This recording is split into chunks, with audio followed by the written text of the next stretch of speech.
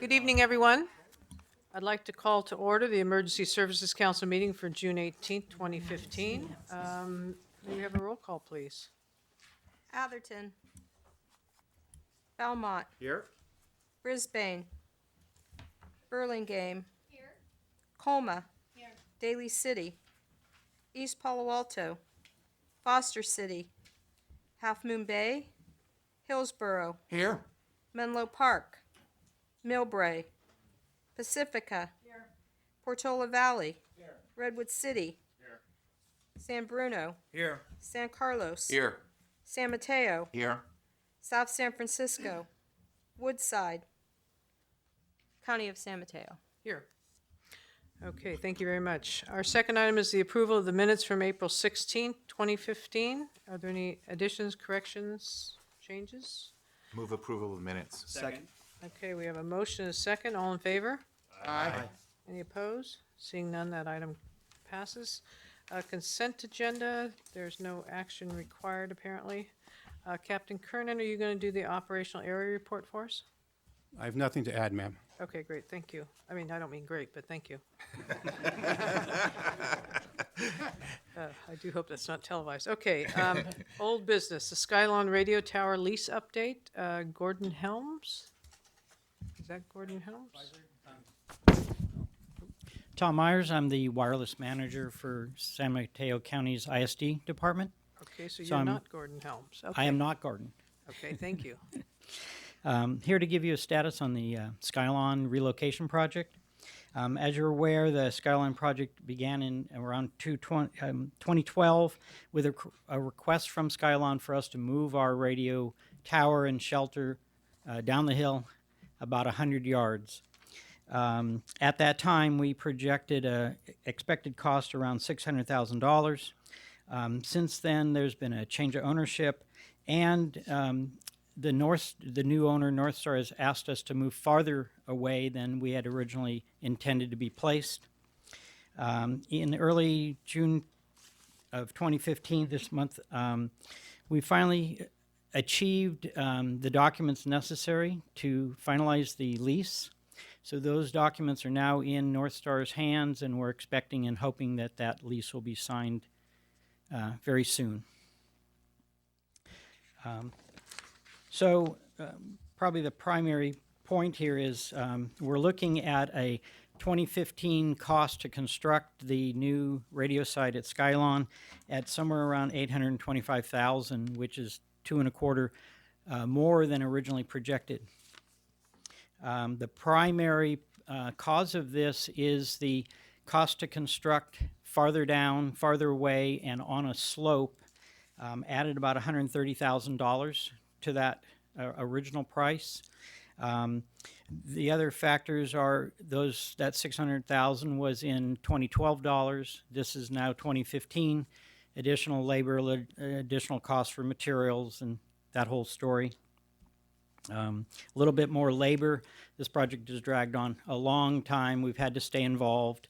And so the other part of the current status is Skylon has finally started grading their site. They've already demolished 2 older cell sites, and they're near contract approval with Verizon for Verizon to get their permits from the county and hopefully begin constructing somewhere in August. Once they've established the road and the primary utilities to where our new site will be, then we will begin our construction. And we have a contractor already in contract that will do their grading, do their foundations. Because of the slope, it requires a substantial amount of backfill and compaction, possibly a retaining wall. And so that's the high-level summary. There is a detailed budget of those costs in the packet. Would you like me to go through any of that in any more detail? Let me ask the pleasure of the board here. Do you want him to go through more detail on the costs, et cetera? We did get a memo today on some of those costs, and if if that's what you're speaking to, the increase in cost? That's the one, That's the one. yes. Yes. Okay. So that's the details of where the added costs were between 2012 and 2015, along with the added cost to construct on this 35-degree slope with a lot of backfill. I guess the question I have for you, tonight, because we now have what looks to be a final figure, although it has increased when we assumed it would be, are you looking for action tonight? I'm delegating. Okay. Good evening, Madam Chair, honorable members of council. Because there was a difference in the cost of this project, it went up significantly. I asked Tom to provide with you the specific details with an itemized list of the labor and the additional project costs. I think the big piece here was the change of location from the top of the hill down the slope. But I was going to ask Madam Chair and the council if you wanted to review this or if you wanted to take action to move forward. Right, as you know, I submitted our mutual aid radio fund from 1999. We have approximately 1.2 million in that account, and that's where this project will be funded from. So there'll be no additional cost out of our existing general budget. So we do have the money, but it is a lot of money, and I would defer back to you and the council if you want to give him authorization for Jim Sacco to release the money to ISD to fund this project, or if you want to further review the other options that we may have, like going out to RFP or staying with the county ISD department. Okay, thank you. Yes. Yeah, Madam Chair, thank you. I'm looking off of this sheet. Yes, sir. I think that's what we're working from. Yes, This sir. details out about $140,000 of increases, and yet you're 250 up on your numbers. I'm reading the yellow 133, 459 number and the 6033 number. Where's the rest of the increase? It's in the San Mateo County column K, which is the ISD labor for the entire project up to date, plus some additional to take us through the end of the construction. What's the increase portion in the county column? That's not detailed out. Or is the whole amount, well, it couldn't be the whole amount. So what was the original county number? It was 633 or something like that. 633,000 was the original project cost back when Steve Dupre and Chris Flatmo provided the briefing in 2013. Okay, but that's all costs, right? Right. I'm more interested in the column K as you detailed The it column out. K, What is that, what part of that 298 is increased over the original bid, proposal? I'm going to say I'm not sure that I have that exact answer, but we do know the cost up to current for ISD labor is that 44,679, and then we're projecting the 16,512, the 6,192, and then the 15,360 as the added dollars to the original ISD labor part to get us to the end now that we actually see a light at the end of the tunnel. Okay, it looks to me like about 110,000. Of the 290,000 is added, because that's how you get to 250. Does that sound right? It's if we're heading in the same direction. I'm just trying to understand the increase. I understand why they're increased, time and a more challenging site. I understand Well, all that. But the county is kind of what I'm hung up on. So maybe you can walk us through the increases in the county. I think I have it figured out. Okay, thanks. The bottom part, as you mentioned, starting with the 44, just add those numbers together, you come to about 81. You add the 6 to it, which is in the green, it's 87. 133, that gives you 220. They estimated a 225 estimate, so I think that's where most of your money is there. What was the first number, Bob? The 44, see the 44,000 on the last column? at the bottom. See, it says starts at 44 county labor. Oh, yeah, got it. 44 at 16 is 60 plus 6 is 66 plus 15 is 81. Oh, Okay? I Take got that it. 81, add it to the 7 is 87 plus the 133 is You're 220. saying these bottom four numbers Right. are the county That'll increases? give you 220, and that's your, I think, basically, because as you mentioned, it was 633, so we're right within $5,000 or $6,000. I understand. Got Thank it. you. Okay, Thank you. sure. Good? No problem. Okay. Any other questions? Any questions? Yes. Counting over there. Actually, unrelated to the budget of it is, since we're moving this antenna, I mean, the whole idea was to get a prime location so that we could get good communications. And so are you confident that the new location will perform as well? As well, if not better in some areas. It's nearly the same. You could essentially say there'll be minimal or no effect by moving the tower this 80 yards that they've asked us to move. Okay. Okay, what's the, yes, Sue?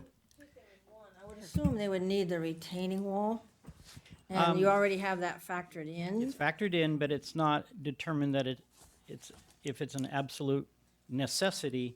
That won't happen until they do the final soils analysis and all that other engineering And stuff. my other assumption is if we go for it today, then the prices can't go up without an argument. Well, we would hope not. And if we don't put the retaining wall in, obviously, we're not going to burn that money. Thank you. I guess another question. Yes, Jack. Is there any contingency in this budget? Yes. There's a $61,007 contingency in the budget. I just didn't see it. Okay. Oh, additional contingency. Okay, thank you. Okay, what's the pleasure of the board? Oh, I'm sorry, Terry. Well, I'd be happy to move approval. Okay, we have and we have another question. It was just really quick. I know you'd said we hope that it won't increase. The question was asked, is this by Pacifica? Okay, so where do you see that could be a concern? Because a hope really in my world is not a plan. My expectation, just we've hearing. updated these numbers in the last month or two from our contractor and engineering company. I'm very confident in the numbers, and we have a moderate contingency fund, and there's one or two things in here that we may not need to do, like the retaining wall. So at this moment, I'm confident that we can pull this off. Now, probably the more likely spot, if there was going to be any change in costs, is we are not driving this project.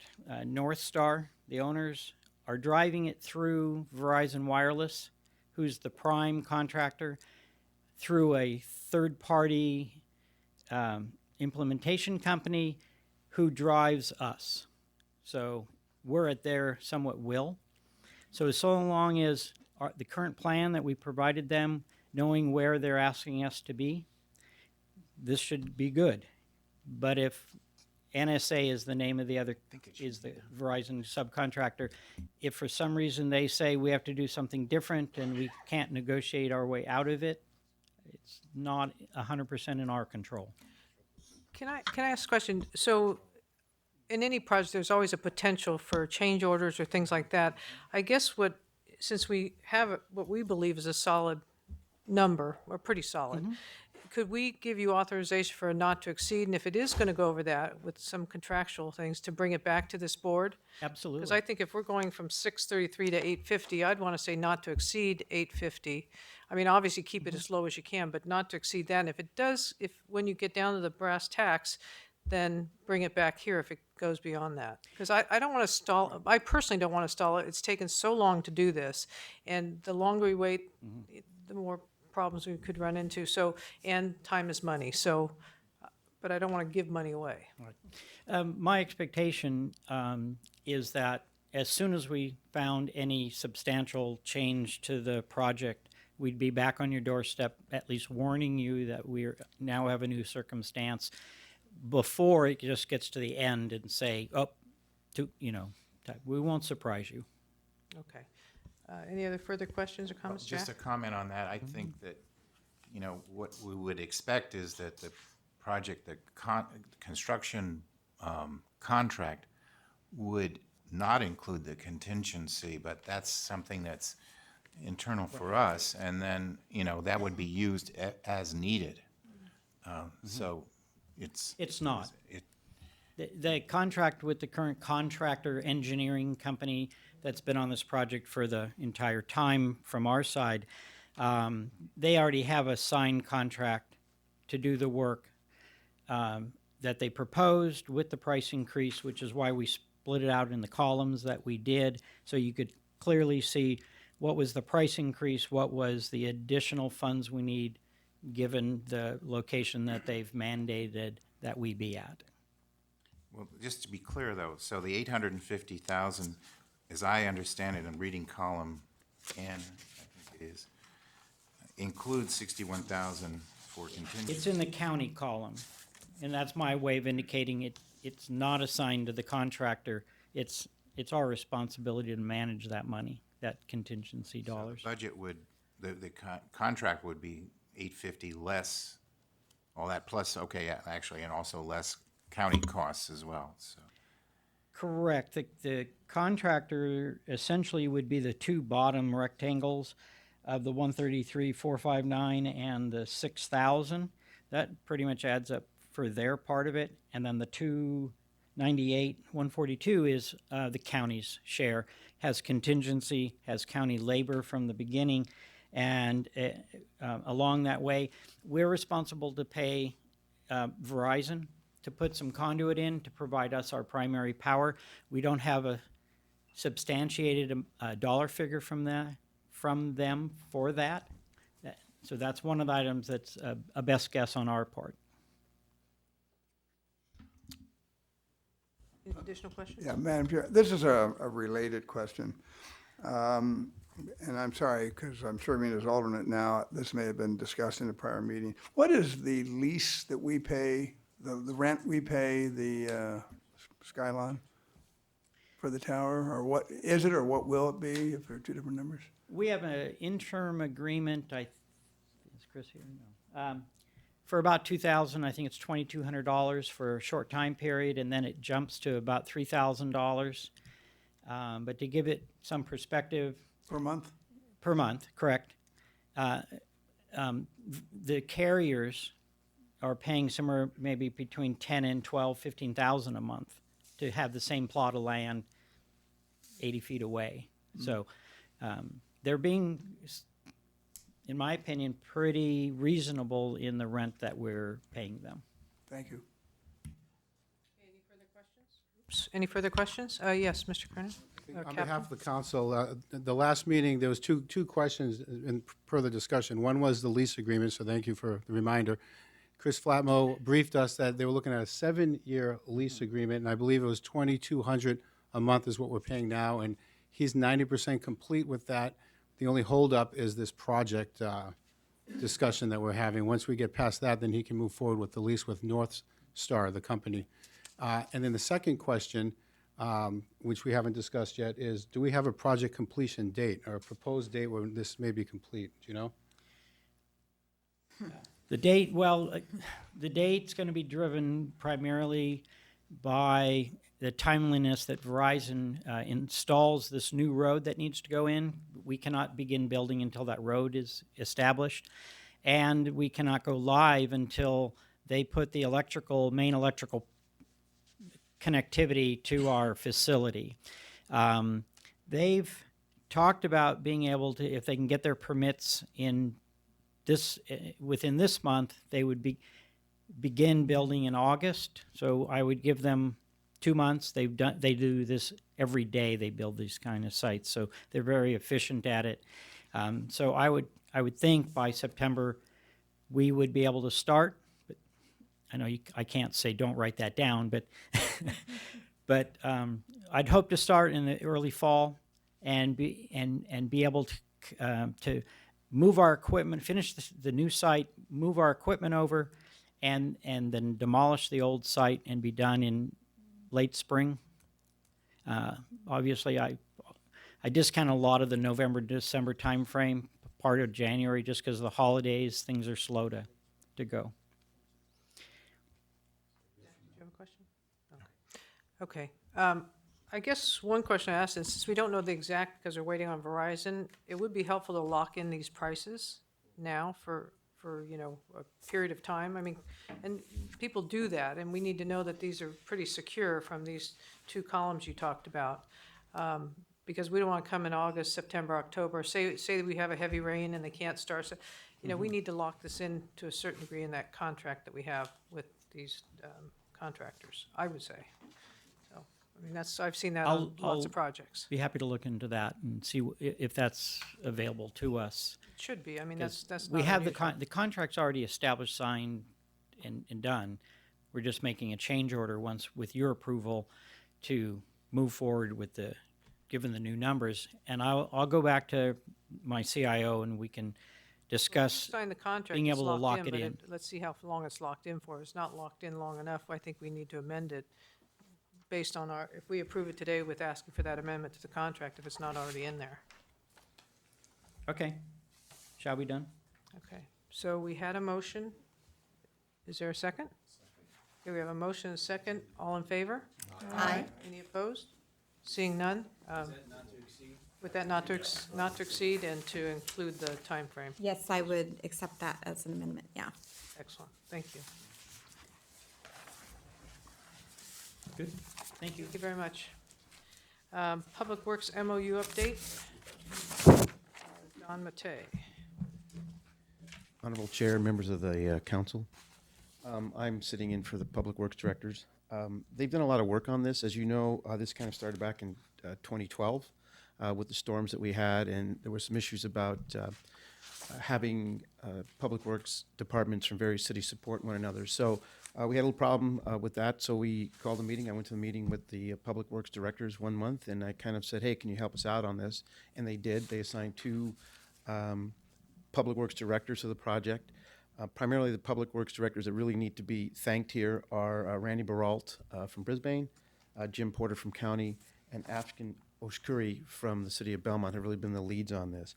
But in 2013, they started working on this project. For the next 18 months, they kind of ran a similar agreement that they got from the city of San Diego, kind of modified that a little bit. And now we're at the point where it's done. It's gone back to the cities for their approval. And so that's what we're waiting on. And Randy's kind of coordinating this, but the agreement is very good. It now has some language in it that allows everybody to basically support and other cities in times of need, storms, or whatever that is. So there is a copy of the contract. If you want me to go over that, I can, but it's very well done, I have to tell you. And it was a lot of work on their part to get it done. Is there any specific questions that you have? Or? Thank you, Don. Any questions for The Don? city councils, now it's back to the various city councils who have to approve it, right? But it's been through the city attorneys, it's been to the county managers. We did a little presentation to that, so it's back on the cities now to kind of sign it off. The county council's been kind of the lead making the changes for us. Okay, thank you, Don. Yeah. It will go to the board actually when we're finished with it. And if it would be helpful, if you felt there needed to be a letter from this group to thank those that have been I participatory, think it would be appropriate to do that. Okay, we'll do Okay, that. thank you. All right. Item number 3 is the San Francisco International Airport JPA ESC update. Before we call them up, Battalion Chief Dave Pucci has some information to provide to you from the last meeting. Thank you.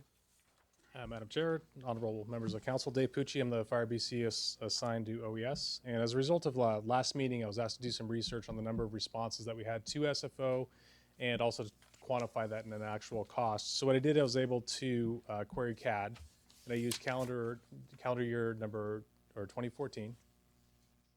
And we got some slides to show this in just a second. And then what I did is I took those raw numbers and then applied the OES rates that we used during the summertime.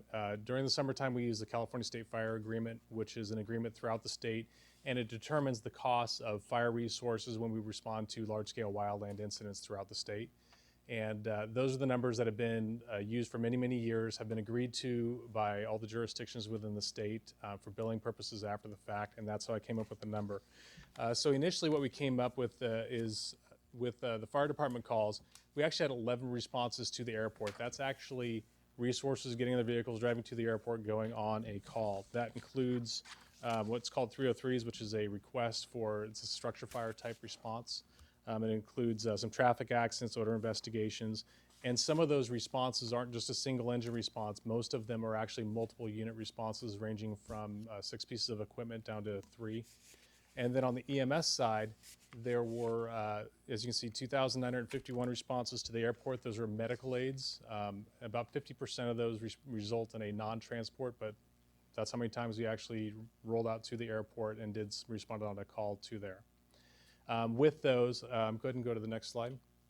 The numbers, what it works out to is the agreed to OES rates under CFAA for the fire response, including calculating for the multiple unit responses, came out to $10,985. And on the EMS side, the dollar amount that was used for an ambulance was $125 an hour. So that basically accounts for a paramedic, an EMT, and the rate for the vehicle per hour.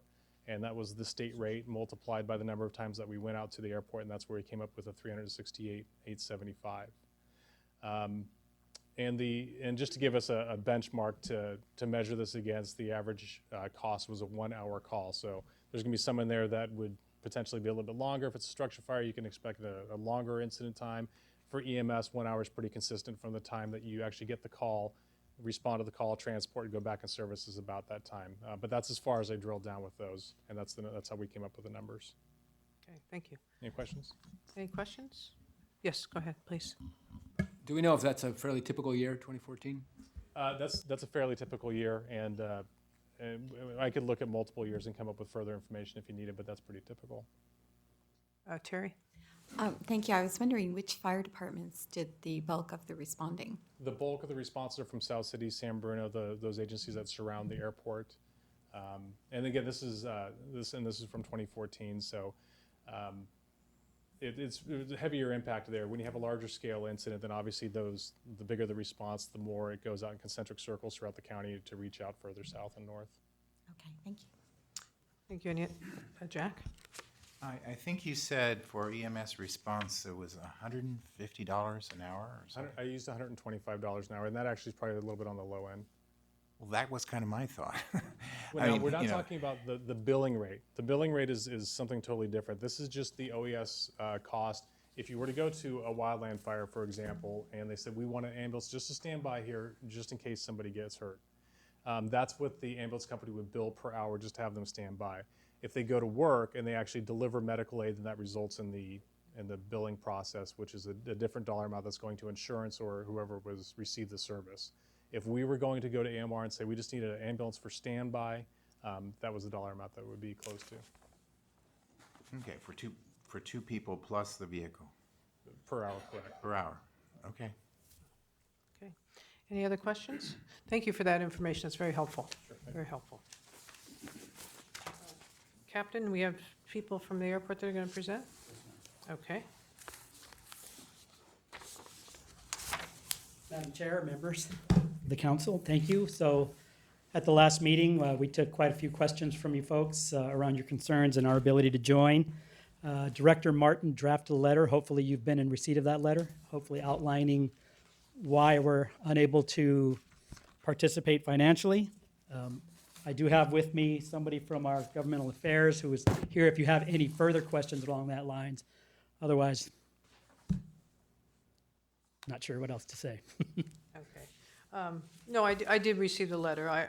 I'll be honest, I'm not satisfied because I'm not sure that we think legally it's accurate, but we're still looking into it. But the other part that I'm looking at is, we were looking at something, sort of a cooperative arrangement, something fairly reasonable, I thought. And yet, I guess the question I have, do we have the ability to charge for the calls that or the different departments that go to the airport in response?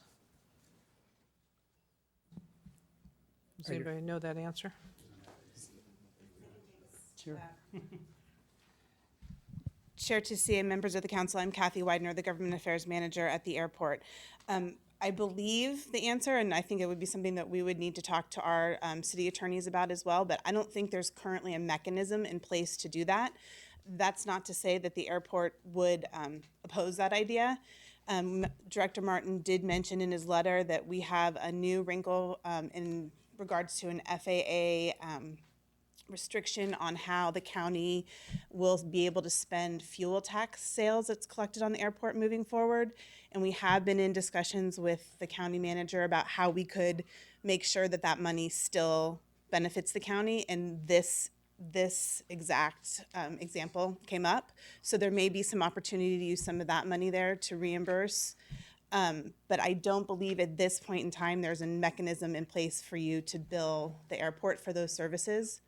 But again, I don't think we could try and figure out, is that an MOU? I don't know what it would look like, but I don't think there's currently a way for us to do that. And I'm also don't have the answer for you. I'm just asking the question because, there's a lot of money expended from the county. And obviously, everybody loves having the airport here, but at the end of the day, it does cost the taxpayers in those cities those dollars to send those engines out and things like that. And so since all of our cities are participating in this, maybe that's a way that there could be participation with this group. But again, I don't have the answer for it either. I just thought I'd ask if one of the attorneys were there, unless one of our staff has the answer. Any further questions? Yes. I don't have the director's letter handy, but I read it, and as I recall, he based his position on FAA regulations and control of airport revenues and the need to keep them on the airport. What I was wondering, though, is does the FAA control all revenue at the airport? For example, parking. Is parking revenue controlled by the FAA? I don't have the answer to that.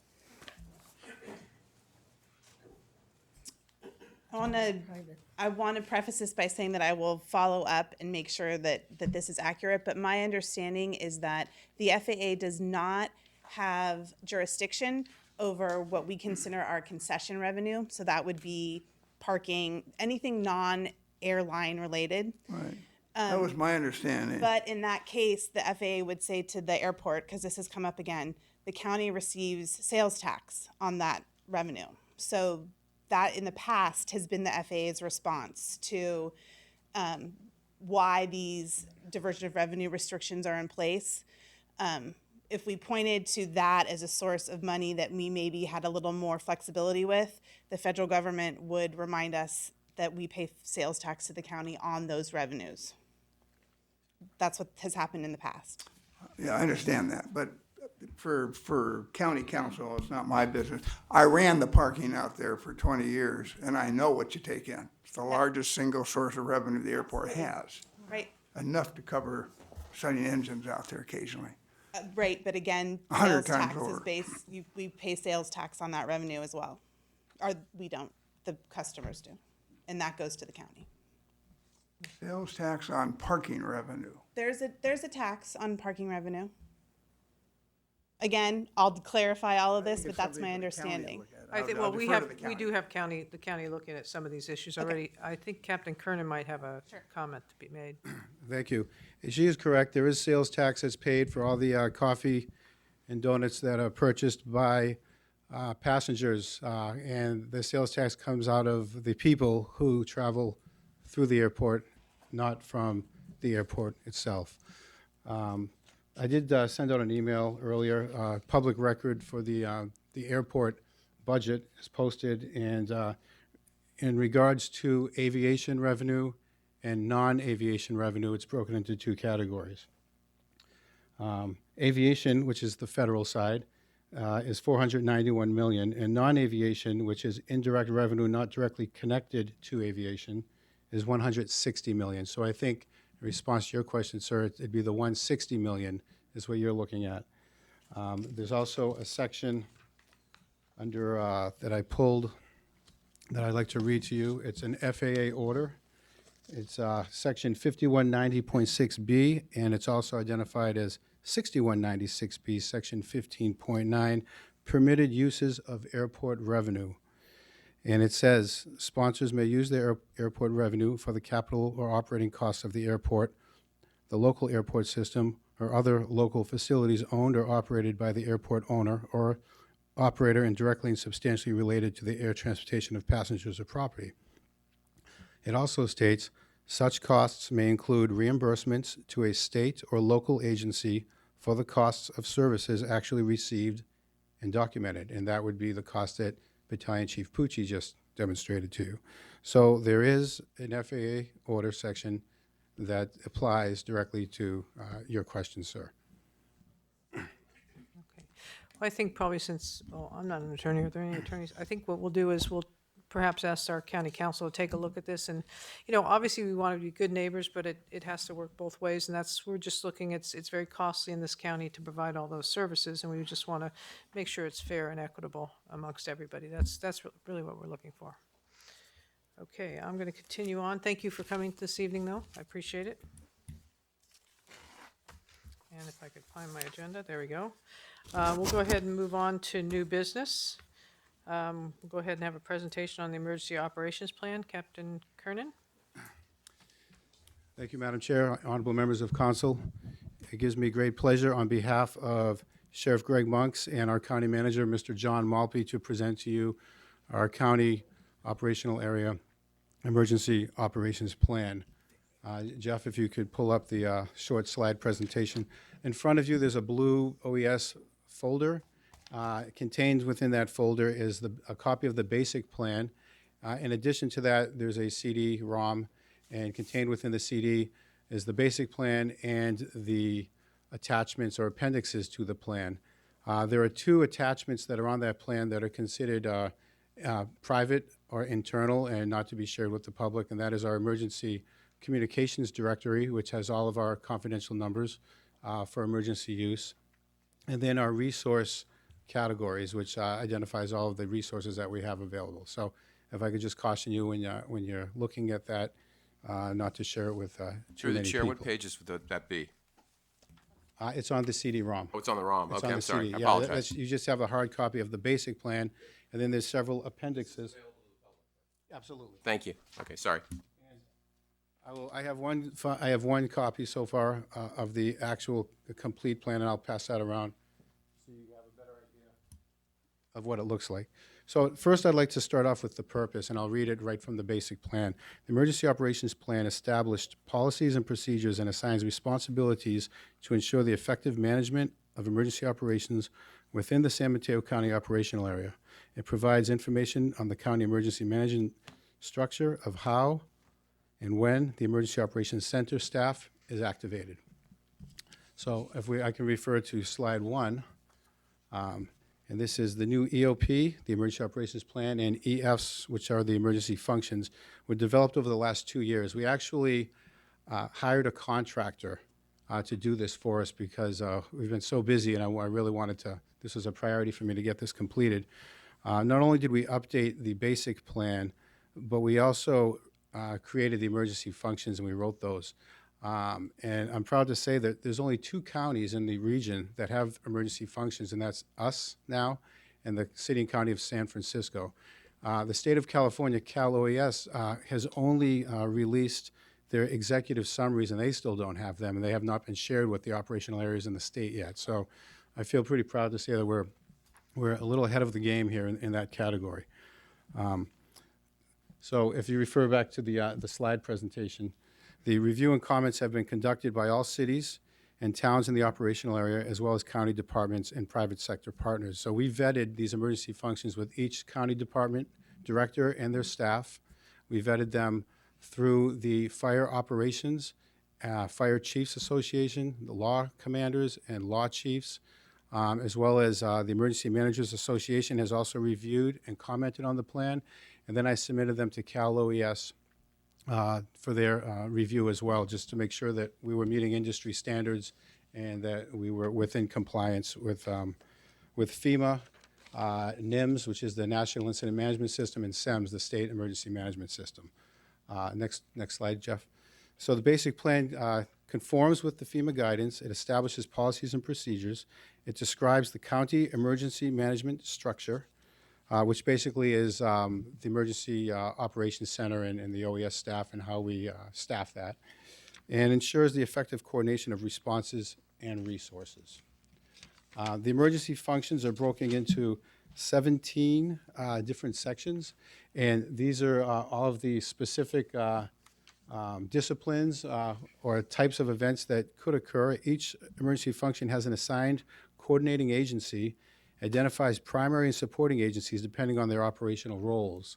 So, for example, transportation, if we had a problem with transportation, if like Caltrain had a derailment or Samtrans, or if we had some roadway problem, not only would we call Public Works as the primary coordinating agency, but I would probably also reach out to CCAG, which is the City and County Association of Governments, who has all of the roadway information and Caltrans information. So there's a lot of secondary partners that are identified, which is very helpful for us at the EOC because it's hard to know all of the partners that would be involved in some of this problem solving and decision making. So each of these emergency functions is written with identified primary and secondaries. And again, these are all vetted through the county departments. Big participants were Department of Public Works, ISD, our Dispatch Center, Public Safety Communications, our HSA, Human Services, Fire, Law, Health, and OES. Next slide, please. One of the annexes, in addition to the basic plan, which you do not have a hard copy of, but it is in your CD, is the Hazard Vulnerability Assessment. That identifies, categorizes, and subdivides the hazards which influence the emergency planning process. The local emergency management program will be built on actual threats rather than speculation. So, for example, a threat we have existing today would be the drought and wildland fire danger. So that is discussed in the hazard plan as a hazard to San Mateo County, and what we would do in response to that, and who would be the responding agencies. Next page. Then the annexes. In addition to the emergency function annexes and the hazard annex, there's other annexes for the operational area, and those are they're broken into two categories: the hazard-specific annexes and the functional annexes. And an example of some hazard-specific annexes are, in addition to the oil spill and terrorism, we have a dam failure, drought, earthquakes, extreme heat, flooding, hazardous materials, landslides, pandemic and epidemic, terrorism, transportation accident, tsunami, and wildland fire. So those are our hazards. And then we also have functional annexes, which is a comparable amount of functional annexes, and some of those would be like our donations management and debris management, as well as others. And we are either in the process of writing or vetting or adopting all of these plans. And I've hired a contractor to take the plans that we have, update them, vet them through the appropriate disciplines so that we can take them to the Board of Supervisors for formal adoption. That's my goal by the end of the year, to have all of these done, and we've made some significant progress already. We've had at least a dozen of them written. Next page. And then again, the appendixes, like I stated earlier. We have the Emergency Operations Center Communications Directory, and that identifies all of the emergency managers, microwave lines, our ham radio operators, the conference call line, and everything else, fire and law, that would be involved in the problem-solving team during an activation. And then we have EOC checklists, which is if you're assigned to Emergency Operations Center, there's a checklist that tells you what to do for that specific position. That's included, and then the hazard assessment that we just talked about. So that next page, that concludes my short presentation. And I'd be happy to answer any questions, and I would also like to ask for your approval of this plan so that I could next bring this before the Board of Supervisors. Thank you, Captain. Any questions or comments? Thank you for the hard work. This is a lot of heavy lifting here that you had to do, and I liked your presentation, short and sweet, but it got the word across. Jack, did you have a comment? I just want to move approval of the emergency operations plan. Okay, Sue, second. All in favor? Aye. Any opposed? Thank you very much, and thanks for being one of the first. Thank you. Okay, we'll now move on to our EMA update. Chief? Good evening, Madam Chair and council members. So my name is Bill Agner. I'm the president of the EMA group. So basically, we're continuing to do all the work that we've started and continuing to do. We're working to strengthen the work group structure so we can be more efficient and hopefully just be more efficient. So we also have a great group of folks working in these work groups. They've put in a lot of time and energy. We're always looking for some more help. So if you have some folks within your organization, steer them our way, please, because we could use the help. We also recently developed a new process for the projects that they come in, and we're going to vet the projects and prioritize them with the Emma group. There's a lot of pieces of this puzzle, and we want to prioritize them so we get the best bang for our buck with the workforce that we have. So that's all I have. Any questions? Okay, thank you. Any questions for Bill? Seeing none, thank you. Thank you. Okay, our OES Battalion Chief, Chief Pucci. Madam Chair, council members, thanks for the opportunity to update you with what I've been tasked with for the last couple of months. I didn't want to go over too much of what we spoke about last meeting, but to give you a couple of updates. Continued with the integration and communication. Really, this has been a very good thing for the fire service. It's been a bridge between law enforcement and fire where information can flow freely back and forth, and it's been very, very helpful. The integration with SFO, with the NIC, RIC, everything that we talked about before has continued, and it's just helpful to be in the room and know what's going on, and it's been very good. Since the last meeting, we've continued the work that we've been doing. Something that was new that we participated in was a drill at the U.S. Coast Guard. The scenario was the Jeremiah O'Brien, which is a World War II Liberty ship run aground by Alcatraz, and we had to get 400 people off the boat. And that was really important for us because we have a lot of fire and law maritime resources now, and the U.S. Coast Guard is not venturing as far south into the bay as they used to. They're relying on our resources to be able to do that. When you start talking about evacuating a ship, that's certainly something that's new for us, and it was a really good practice for us because we do have ferry service into South San Francisco and Redwood City, so it was a good exercise for us, and everything went very well. One of the things that you may have heard about that's coming up in the Bay Area is the Super Bowl.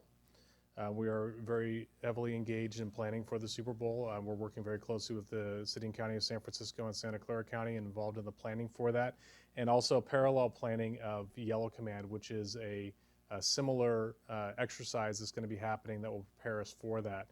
For San Mateo County, one of the biggest impacts that we anticipate as a result of the Super Bowl is going to be traffic and impact on our transit back and forth, Caltrain, all that's going to be impacted pretty heavily, not just for Super Bowl Sunday, but for the entire week before or even longer.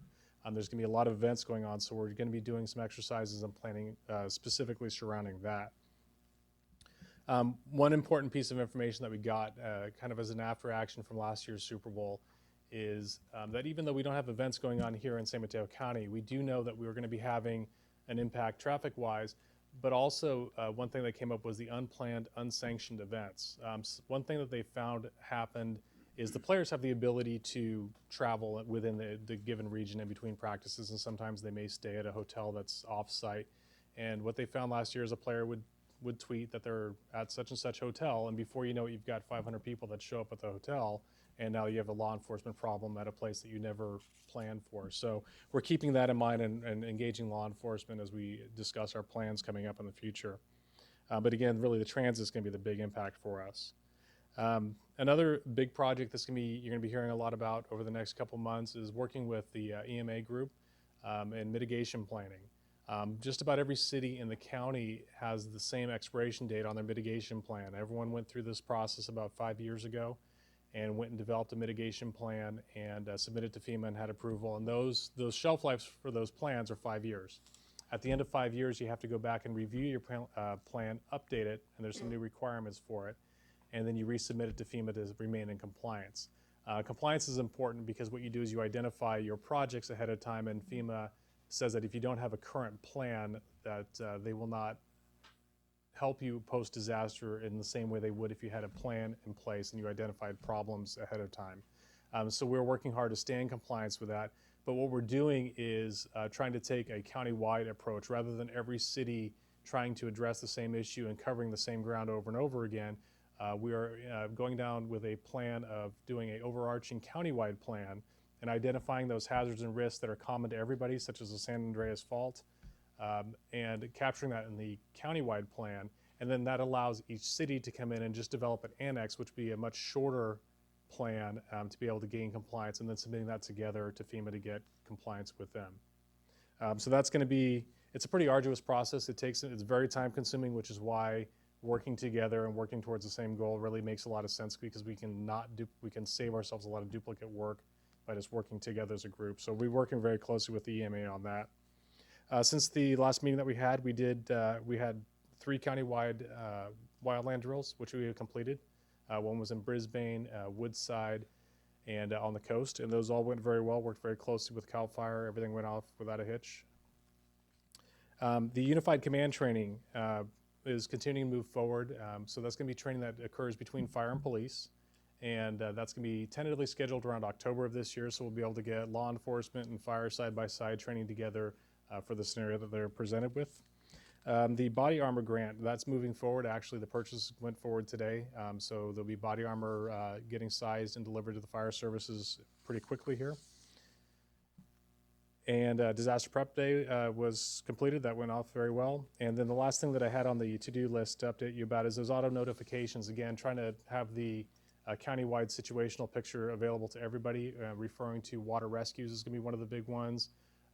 And those TAC alerts on the law side where they have a major demonstration or a Code 30, which is a major incident on the law side, being communicated automatically to fire through the CAD system. That is also in process and should be completed by the time we meet next. And do I have any questions?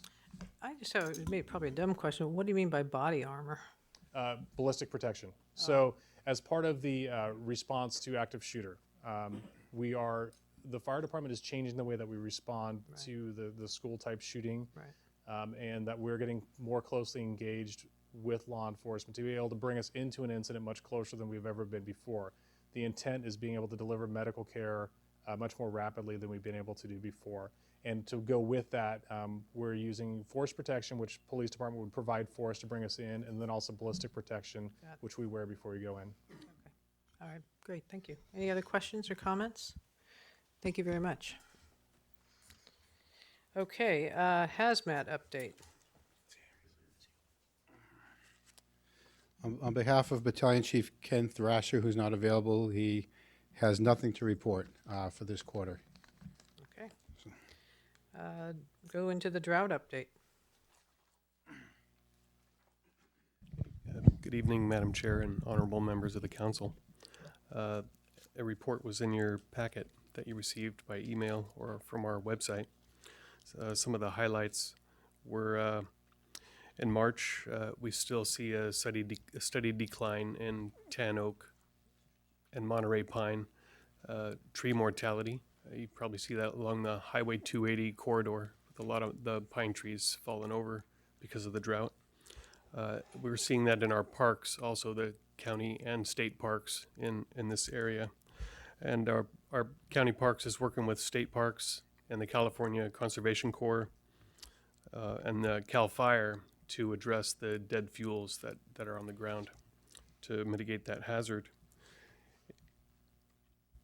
In April 30th, we met with the OES, coordinated a meeting with all of the water suppliers in the county, and it was a very good meeting. We discussed a plan for catastrophic response to potable water. What are you going to do? What's the plan? And second, we addressed some issues that we need to know more about for the drought, especially for the smaller water providers, like the public systems that have 10 or less people on them, and the county systems that we have for drinking water. Our situation in the county is a crisis in the south coast still, and we're in the same boat we were in last year at this time. Alpine Creek, where 70 connections are connected by Alpine Creek. Alpine Creek is 10 inches right now, and when it gets down to 3 inches above the intake pipe, we have to start hauling water. And we have a plan to do that with Public Works and Cal Water Service. Our Drought Task Force steering committee for the county met yesterday, and we're going to be meeting monthly now on a regular basis.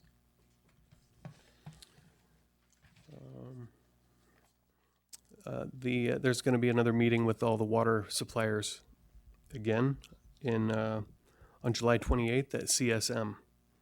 We'll bring them back to the board discuss more about some catastrophic and more for the small water providers that are in the South Coast area, their daily use of potable water, what their need is. So when people start drying up with wells or their surface water, creeks, we'll know how to better respond and supply them with mutual aid through the state or contractor hauling. That's all I have. Any questions? Thank you, Brian. Any questions for Brian? Question from Yes, Sue. Pacifica. When you say you're going to haul water in when the Alpine Creek goes down, what do you do with the hauled water? I mean, do you put it in a creek or in? We're gonna use Public Works trucks to haul the water. That'll be potable water to the raw water storage tank. It's a storage tank. From there, it will be processed just like it was raw water and put into the treated water tank.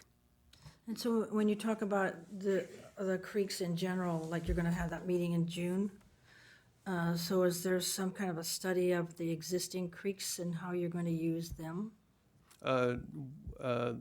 We can't use, the creeks are proprietary, if you will. They're adjudicated to people that own the property or have the rights to the water. Oh, So they're all private. so we can all die of thirst. No, we can't. I will try not to make that happen. During the meeting that we hosted in Belmont with all the water companies, how many were there? How many water companies? There were 40 participants. 40 water companies. We were reassured by that the public water that provides the water to 90% of San Mateo County through the Hetch Hetchy is okay. We're good. Next year, they will reevaluate where they are, depending on this year's rainfall. We're good. The only people that are in a crisis are the ones who are not connected to the mainline public system, and that would be the South Coast over in La Honda. And we do have a plan to assist them as we did last year. And Supervisor Pine was in attendance as a representative of the county at that meeting as well. So. Thank you. Any questions or comments? Brian? Thank you, Brian. Thank you. Appreciate it. Next report is the mass notification system update. Good evening. Hi, good evening, Madam Chair, honorable council members. My name is Wayne Haas. I'm the project manager for the mass notification system, which has been known now as the upgrade to the SMC alert. For those of you that aren't aware of the system, there is a small handout in your packet that has some iOS and Android devices in there that explains the project in full. But essentially what we're doing is we're taking the two legacy systems, SMC alert, which is primarily email and text, and the 10 system, which is a reverse 911 system. We're combining those into a single system, and we're doing it as a true collaborative effort here in the Bay Area. Alameda, Marin, San Francisco, the airport, Monterey County, we're all going to be joining the same system independently but working together. We have a kickoff meeting on July the 7th in which all the counties are going to meet to work together so that we're working off the same databases. Over the last couple of weeks, we've obtained all the reverse 911 data for all the cities in the county, all the maps for all the cities in the county. So our first phase will be to get us off from the current SMC alert 10 system. We're still going to brand it under the name of SMC alert. That's well known here in the county. And the folks that are currently in the SMC alert system will be migrated seamlessly into the new mass notification system. Our next project will then be to roll it out and offer it to all the cities, the towns, and the special districts. This is a completely UASI funded project. We anticipate this will be funded by the UASI for several years. That includes not only the project management costs, but the annual software license agreement for the county and all the systems, or all the cities. We'll be working with the Emergency Management Association as to which cities would like to join. Some are on their own mass notification systems now. Most of them currently are sharing the county system. So I'm happy to answer any questions that you may have. Thank you, Wayne. Any questions? Yes. So if someone wants to sign up, do they sign up with SMC Alert or do they sign up with Everbridge? They'll be going to the SMC Alert website, as they do now. The login portal will look slightly different, and the amount of choices of alerts that you would like to receive will be far expanded. So you'll be able to filter out some of the interests. Maybe a major traffic delay would be an interest to you, but perhaps something on the coast may not. So you'll be able to filter through those. Any other questions? Thank you very much. And by the way, it was great talking to you at Disaster Preparedness Day. Nice segue into Disaster Preparedness Day. Wasn't that perfect?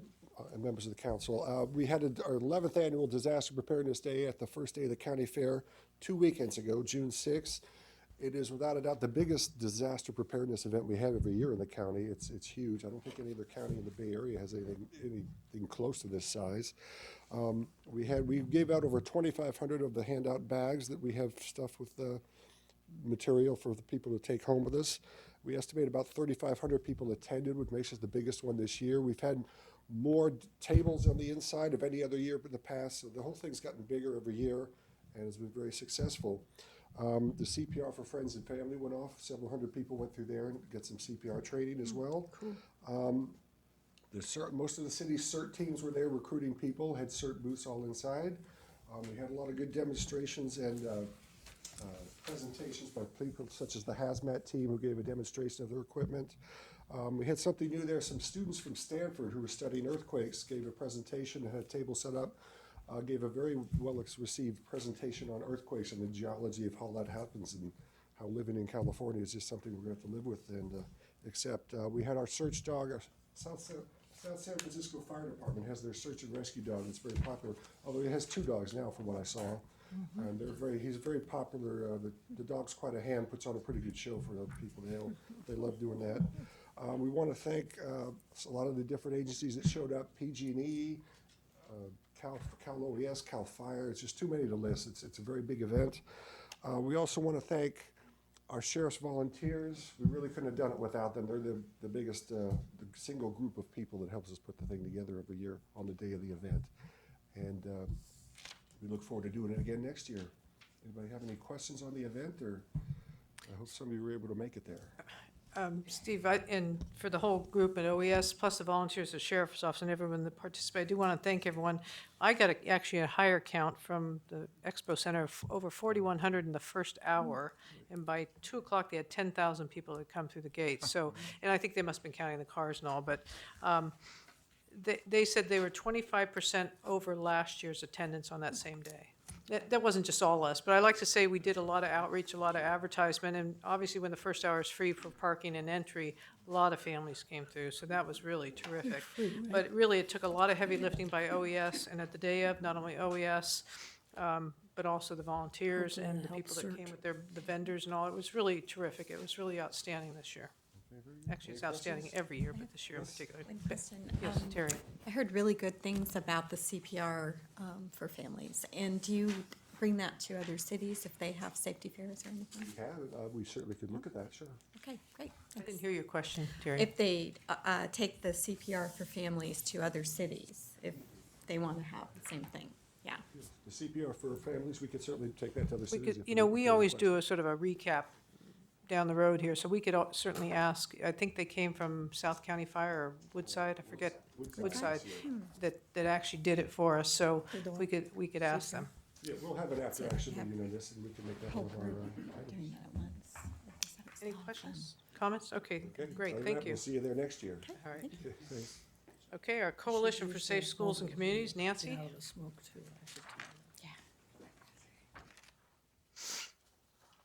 Honorable Chair and members of the council, my name's Nancy McGee from the San Mateo County Office of Education, representing the Coalition for Safe Schools and Communities. We have completed our 2014-15 school year, and across the county, we rolled out the Big 5 emergency protocol. We saw probably 75% of our schools implement at some level, whether they were sending materials out over their website or through their newsletters, or providing training for their staff, or attending trainings at the County Office of Education. So obviously next year we're looking for maybe 90% rollout, maybe 100%. We'll just see. We are getting ready for a new cohort of administrators who will go through a training in early August at Redwood Shores Elementary School.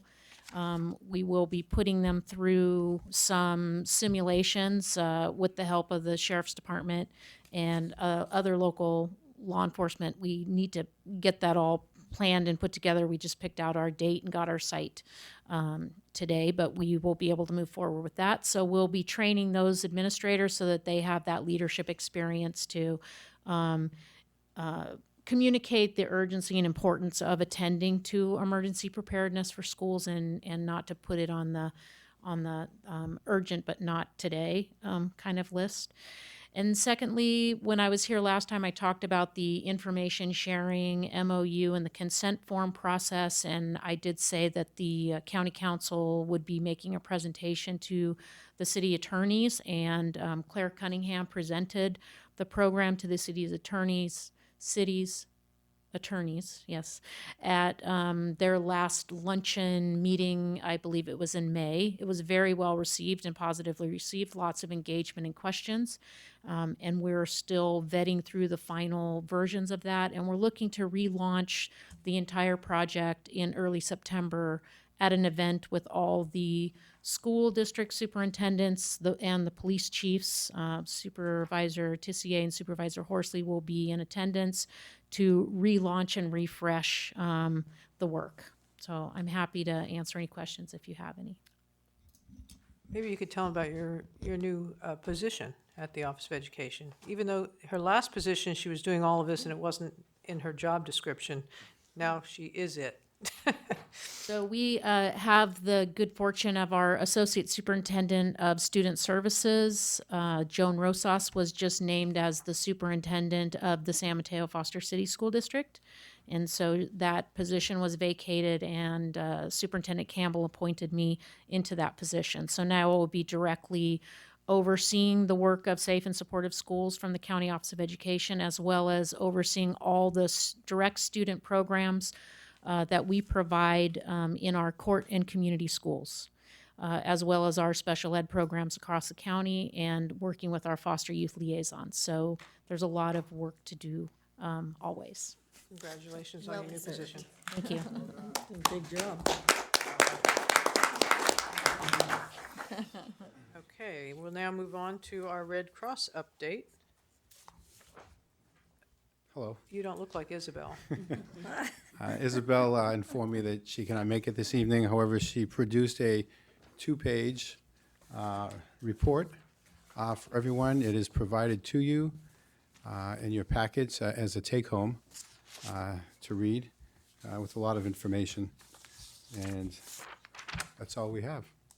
Okay, thank you very much. We are now to public comment. Is there anyone from the public that wishes to address our board? Seeing none, are there any announcements by any of the members? Terry? Well, not an announcement really, but I noticed that our minutes are virtually verbatim of everything that everybody says. And while it's wonderful to be able to read that, I imagine it takes a great deal of time. And so I was going to ask our director if perhaps you might consider action minutes or something a little bit shorter, or what the group feels would be appropriate, because I think it's a tremendous amount of work to do minutes like that. To type the minutes? Yeah, yeah. Well, that's music to Kathy's ears, because she tells me that every meeting. She does. But the minutes are very informative for the city managers, for city council members who missed the meeting, and for me, because I review that when I'm preparing the next agenda. But Kathy, how do you feel about that? Is there a better way of doing it? I mean, some of our meetings are very brief, but the ones I find helpful are the ones that just kind of summarize up conversations and say, the main point of what someone said. So just something to consider. Well, let's put it before the council. Okay. You tell us. Since it's not agendized. It's not an agenda. We'll have to Take it under wait till the submission. next time. Okay. So if we could do that, we can talk about that. Don? One announcement. We do have with us Janice Carter, who's our Vulnerable Population Coordinator, and she'll be working with nonprofits, with the county, to better structure a system so that we can better serve that population during a disaster. So she's been with us about a month now. We've got a lot of work done, but it'll take us a while. We're trying to get a handle on things, but that's the objective of her position. Welcome. Happy to have you. Yes. Madam Chairman, members of the council, Captain Pat Halloran with Belmont PD, representing the emergency managers. I just wanted to acknowledge somebody who's going to be retiring from the county on Friday, and that would be Rex Andrea with the Human Services Administration. Rex has been instrumental in a lot of the sheltering operations and a lot of the preparedness training for HSA that's gone over the years, and has really gotten HSA to a very high level where a perfect example was this winter storm where we had the 3 trailer parks that had to be evacuated, one in Belmont, and there was a shelter set up at CSM, and HSA worked collaboratively and very closely with Red Cross on that shelter. It was a very successful sheltering operation, and in no small part, Rex was responsible for that, for his work that he's done with the county over the years, and he will be missed. Rex, thank you for your service. And have you ever noticed those that are retiring always have a big, is he here with us today? No, he's not. Oh, shoot, I was going to talk about the big smile that everybody has when they're retiring. Mine will be on my face next year. Okay, any other announcements? Seeing none, the meeting is adjourned. And our next meeting is, I believe, Thursday, September 17th, 2015.